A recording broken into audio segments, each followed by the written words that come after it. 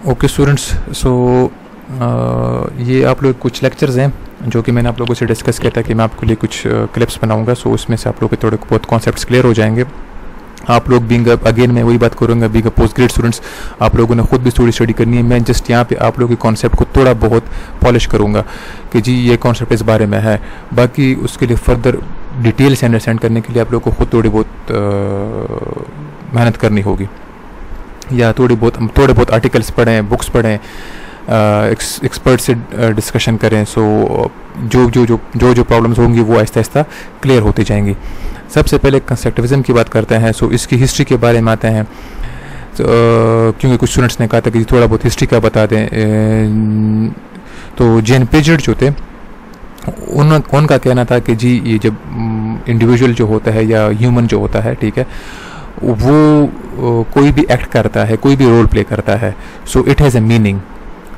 ये नहीं कि जिस तरह पैदल लोग कहते हैं कि नहीं जी इसका कोई मतलब ही नहीं है, क्यों कर रहे हो, किस लिए कर रहे हो, इंटरेक्शन की ज़रूरत क्या है। नहीं जी, वो कहते हैं कि नहीं जी इट हैज़ ए मीनिंग। सो इसलिए उन्होंने एक साइंटिफिक एविडेंस इसके लिए हम कह सकते हैं कि डेवलप किया था जेन पिजेट ने, और उसको फाउंडर ऑफ कंस्ट्रक्टिविज्म भी कहते हैं। यहाँ पे जिस तरह इस स्लाइड में आप लोग देखें, सो इस स्लाइड में देखें, it is the recognition of that reality is part of human intelligence interacting with experience in the real world, या हम कह सकते हैं कि जी include human mental activity in the process of knowing reality. So आपने ऑटोमेटिकली उसको accept किया है। इस तरीके से accept reality as construct of human mind perceived, so therefore it is perceived to be subjective. और ये प्रैग्मेटिज्म और रिलेटिविज्म के साथ इन्होंने कहा क्लोजली एसोसिएटेड है। अगर हम फिलोसफी की बात करें, सो पर्टिकुलरली हम एपिस्टेमोलॉजी की बात कर सकते हैं, एज वेल एज ऑन्टोलॉजी की बात कर सकते हैं, पॉलिटिक्स की बात करते हैं, एथिक्स की बात करते हैं, तो ये उसके साथ भी रिलेटेड है।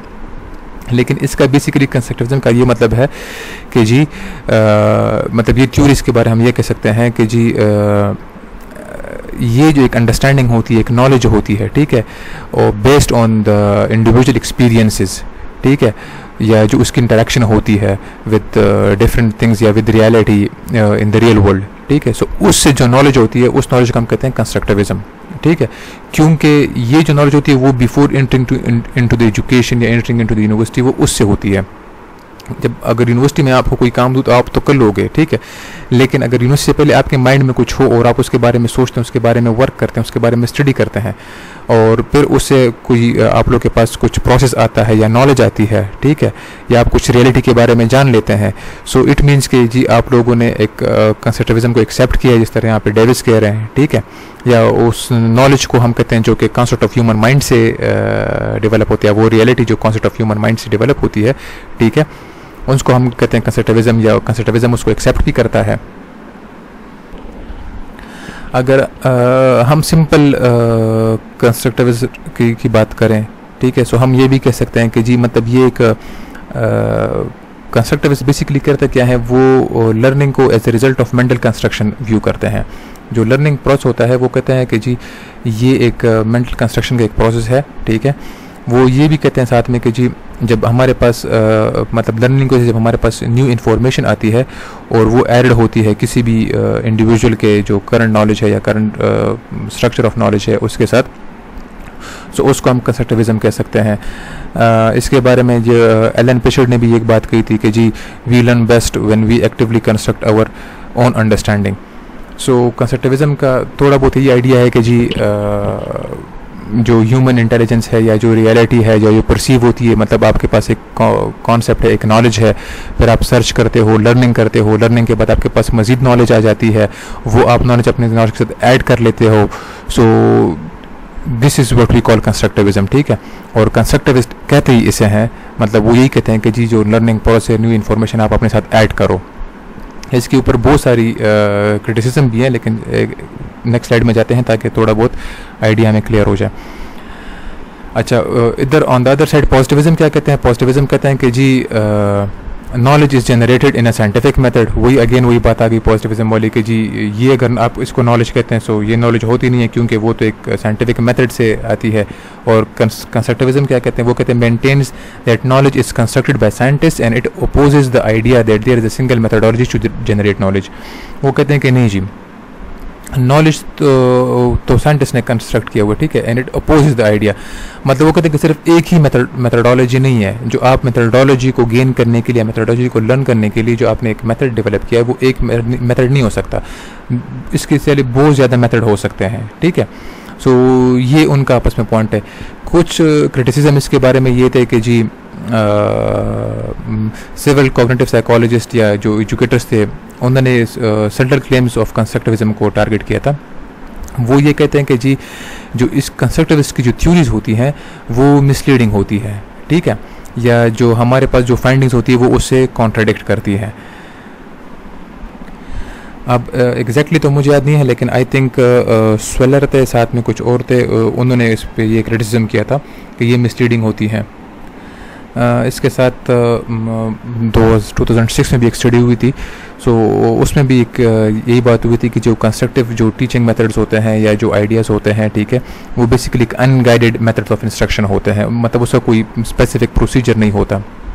सो ये भी उसका बहुत सारे क्रिटिसिजम्स थे, ठीक है, लेकिन जो उसका जो क्रक्स बनता है वो ये बनता है कि जी मतलब ये मिसलीडिंग होते हैं, ऐसा कोई प्रॉपर मेथड नहीं है, ये तो बस सिर्फ कोई लर्निंग प्रोसेस है कि जी हाँ जी आप लोग जो है तो रियलिटी के साथ इंटरेक्ट करो या किसी और ह्यूमन के साथ इंटरेक्ट करो, किसी कॉन्सेप्ट के साथ इंटरेक्ट करो, सो आपके पास एक नॉलेज आती है, वो नॉलेज आप अपने नॉलेज के साथ ऐड करते हो and you call this constructivist और कंस्ट्रक्टिविज्म। सो ये क्रिटिसिज्म थी इसके हवाले से। इसमें हमारे पास फर्दर जब हम एक्सप्लेन करने की तरफ जाएं तो हमारे पास बहुत सारे थे, फॉर एग्जांपल सोशल कंस्ट्रक्टिविज्म जिस तरह के ये है। सो इसके बारे में वो लोग कहते हैं कि जी social constructivism is a sociological theory of knowledge according to which human development is socially situated and knowledge is constituted through interacting with others. Again जिस तरह मैंने बात की कि जी नॉलेज जो होती है वो किस तरह क्रिएट होती है जब आप किसी और के साथ इंटरेक्शन होते हो, मतलब वही जो हम कहते हैं ना कि जी ये बंदा बहुत सोशली है, ठीक है, सो उसकी नॉलेज ज़्यादा होती है। इवन हमारे पुश्तों में एक मुहावरा होता है कि जी उजर जुमात के नाश्ते, ठीक है। सो ये बेसिकली ये लेक्चर में मैं ये इस किस्म के एग्जांपल इसलिए दे रहा हूँ क्योंकि ये सिर्फ आपके लिए है, अगर कोई और से देखेगा आई डोंट नो कि वो समझेगा कि नहीं, लेकिन आप लोग समझोगे अपने हम, क्योंकि हमारा कल्चर इस तरह है। सो जितना वो लोग इंटरेक्शन होता है उतनी ही उसकी नॉलेज बढ़ती है, ठीक है। और सोशल कंस्ट्रक्टिविज्म उसके बारे में है। ये फ्रेज जो है तो पीटर बर्गर एंड थॉमस ने इनको कहता है the social construction of reality, ये वहाँ से वो लिया गया है। Based on combination of Alfred sociology of knowledge and Runkum concept of institution, their theory aims to answer the questions of how subjective meaning becomes a social fact। यहाँ पे basically इन्होंने जब ये अल्फ्रेड के काम को सोशियोलॉजी ऑफ नॉलेज और जो हमारे पास रकम के कॉन्सेप्ट हैं इंस्टीट्यूशंस और तो इनकी थ्योरी को बेसिकली ये एम्स टू आंसर, ये इन दोनों की थ्योरी किस चीज़ को आंसर करती है कि how subjective meaning becomes a social effect, कि जी किस तरह एक जो हमारे पास एक सब्जेक्टिव मीनिंग होता है, जब आप वो सब्जेक्टिव और ऑब्जेक्टिव जब आपने पढ़ा था कि जी वो एक सोशल इफेक्ट के शेप में किस तरह उभर कर आता है, ठीक है, किस तरह वो उसकी एक मीनिंग ले लेता है। सो सोशल कंस्ट्रक्टिविज्म इसलिए भी इम्पोर्टेंट है। Social constructivism focus on individual learning that take place because of his or her interaction in the groups, ठीक है। ज़रूरी नहीं है जिस तरह पहले डिस्कस किया था कि जी एक ही बंदा हो या एक स्पेसिफिक इंडिविजुअल हो, वो ग्रुप्स में भी हो सकता है। A person cognitive development will also be influenced by the culture that he or she is involved, such as the language, history and social context। Again इस तरह की बात है कि जी उसकी cognitive development भी होगी, इस तरह भी मैंने आपको एग्जांपल दी पुश्तो वाली कि जी हुजर जुमात वाली। सो ये भी एक उसमें इन्फ्लुएंस करता है क्योंकि आपका कल्चर बेसिकली आपको एक्सप्लेन करता है। आप एक कल्चर में जो चीज़ें होती हैं वो भी आपकी नॉलेज को एक्सप्लेन करती हैं, या वो भी आपकी जो परसीविंग द रियलिटी होती है, अंडरस्टैंडिंग द रियलिटी होती है, वो उस में बहुत ज़्यादा रोल प्ले करती है। क्योंकि जब आप एक चीज़ को परसीव करते हो so automatically your culture plays an important role and then you perceive the knowledge according to your culture, according to the knowledge that you have. So इसलिए भी ये इंपॉर्टेंट है। Strong social constructivism as a philosophical approach tends to suggest that the natural world has a small or non-existent role in construction of scientific knowledge। वो ये कहते हैं कि जी strong constructivism as a philosophical approach ये कहते हैं या ये सजेस्ट करते हैं कि जी the natural world has a small or non existent role in construction of scientific knowledge, कि जी साइंटिफिक नॉलेज की कंस्ट्रक्शन के लिए मतलब इस नेचुरल वर्ल्ड में बहुत कम स्मॉल है या बिल्कुल है ही नहीं सिरे से, क्योंकि वो एक ही साइंटिफिक मेथड पे बिलीव करते हैं। जी बस टेस्ट करो, अप्लाई करो, रिजल्ट आते हैं, दैट इज़ ओके फाइनल। वो कहते हैं कि नहीं, there are different methods, there are a lot of ways, ठीक है। सो ये अब आप पे डिपेंड करता है। हाँ, अगेन वो बात आती है कि जी सोशल कंस्ट्रक्टिविज्म की बात मैं अगेन वो करूँगा कि ये ऑन्टोलॉजिकल और एपिस्टेमोलॉजी दोनों से एसोसिएटेड है, ठीक है। जिस तरह ये पॉलिटिक्स से है, जिस तरह ये एथिक्स से है, इस तरह ये दोनों से रिलेटेड है। सो अगेन आप लोग ये मत सोचो कि जी हमारे पास अगर हम पॉजिटिविज्म, क्योंकि कुछ लोग इसको इस तरह भी कंफ्यूज करते हैं कि जी हम पॉजिटिविस्ट नहीं है, हम कंस्ट्रक्टिविस्ट हैं, ठीक है। सो ये तो उसके अंदर आता है। आप लोगों ने उन दोनों के अंदर ही, या पॉजिटिविस्ट के अंदर या इंटरप्रेटिविस्ट के अंदर ही आगे इसको बढ़ाना है। सो इस चीज़ को थोड़ा सा देख लें। Again constructivist philosophical stressing the importance of interaction and construction of, ये किस चीज़ को इंपॉर्टेंस देते हैं कि जी आप लोगों से इंटरेक्शन करें, जितना लोगों से इंटरेक्शन होगी उतनी आपकी लॉजिक बढ़ेगी। Each of us is shaped by our experiences interaction. Again कि हम जो हैं, ठीक है, वो हम अपने एक्सपीरियंस को बेसिकली एक्सप्लेन करते हैं, हम अपने इंटरेक्शंस को एक्सप्लेन करते हैं। ये नहीं है कि जी हम हैं इस तरह। फॉर एग्जांपल एक आप देख लें, किसी भी बंदे के पास जाके बैठ जाएं, ठीक है, किसी कारोबारी शख्स के पास बैठ जाएं, सो वो आप उसे जो एक्सपीरियंस लेंगे वो ज़्यादातर बिजनेस के हवाले से ही होगा। आप किसी एकेडमिक पर्सन के पास बैठ जाएं, सो वो आपको एकेडमिक से थोड़ी बहुत इन्फॉर्मेशन देगा, ठीक है। या इवन आपको कोई मशवरा चाहिए होता है, so when we discuss this with our friends, वो हम जी हाँ जी आप उससे डिस्कस कर लो, उससे डिस्कस कर लो, क्योंकि ये हमारे अपने एक्सपीरियंस होते हैं, हमारे इंटरेक्शन पर डिपेंड करता है। जो हमारे एक्सपीरियंस होते हैं हम उसके मुताबिक ही अपने आप को शेप करते हैं। Social constructivism extends constructivism into social setting where in groups construct knowledge for one another collaborative is creating a small culture of shared artifacts। Again कि जी ये मतलब एक होता है कि जी आप लोग अब एक बंदा दूसरे बंदे के साथ डिस्कशन करते हैं, एक इंडिविजुअल दूसरे इंडिविजुअल के साथ, फिर या ग्रुप्स में करते हो, ठीक है। सो एक स्मॉल कल्चर आप लोग डेवलप करो। जिस तरह मैंने अभी एग्जांपल दिया था कि जी आप बिजनेस के हवाले से जानना चाहते हैं, सो किसी बिजनेस पर्सन के पास जाके बैठेंगे, दोस्त से पूछेंगे कि उसका कोई जानने वाला है, उससे आइडिया लेंगे, सो वहाँ भी एक मजीद स्मॉल कल्चर बन जाता है। सो मजीद नॉलेज आप लोग गेन करते हो।